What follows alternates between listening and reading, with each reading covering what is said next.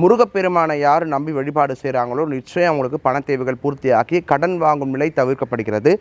ஸ்ரீ மாதிரே நமகா. சென்னை அடையார் சர்வசக்தி பீடத்திலிருந்து அருள்வாக்கம்மா ரேணுகா தேவி. உங்களுக்கு கடன் பிரச்சனை நிறைய இருக்குது, பண தேவைகள் வந்து பூர்த்தியே பண்ண முடியல, நிம்மதியே இல்லை, கடனால் ரொம்ப அவதிப்படுறேன் அப்படின்னு சொல்லக்கூடியவங்க அற்புதமான இந்த பரிகாரத்தை நிச்சயம் செய்து பாருங்கள். பலன் கொடுக்கக்கூடிய ஒரு அற்புதமான பதிவு. முருகப்பெருமானை யார் நம்பி வழிபாடு செய்கிறாங்களோ நிச்சயம் அவங்களுக்கு பண தேவைகள் பூர்த்தியாக்கி கடன் வாங்கும் நிலை தவிர்க்கப்படுகிறது. எவ்வளோ பெரிய கடனாக இருந்தாலும் அது நிவர்த்தி ஆகிடும். அந்த வகையில் செவ்வாய்க்கிழமை தோறும் செவ்வரளி பூ வாங்கி காலையில் 6லேருந்து 7க்குள்ளே முருகப்பெருமானுக்கு உங்கள் கையால் மாலை கட்டி எந்த ஆலயத்தில் இருந்தாலும் சரி, குறிப்பாக திருச்செந்தூருக்கு போயிட்டு வர முடியும்னா போயிட்டு வாங்க, மாதம் ஒரு முறையாக செவ்வாய்க்கிழமையில்.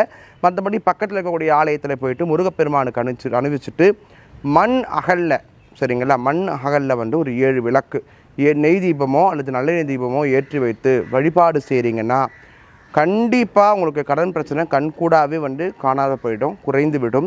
அற்புதமான செல்வ ஈர்ப்பு ஏற்பட்டு முருகப்பெருமானோட அனுகிரகத்தால் நிறைய பண வரவு ஏற்படும். கடன் வாங்கின்ற சூழ்நிலையே திரும்பி ஏற்படாதுங்க.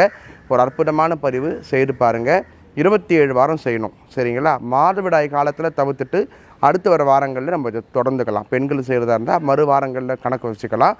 இதனால் கடன் அடைந்து இன்றைக்கி சுபமாக இருக்கவங்க நிறைய பேர் நான் பண்ணி பார்த்துருக்கேன், எனக்கு பலன் கிடச்சிருக்கு, உங்களுக்கும் தெரிவிச்சிருக்கேன்.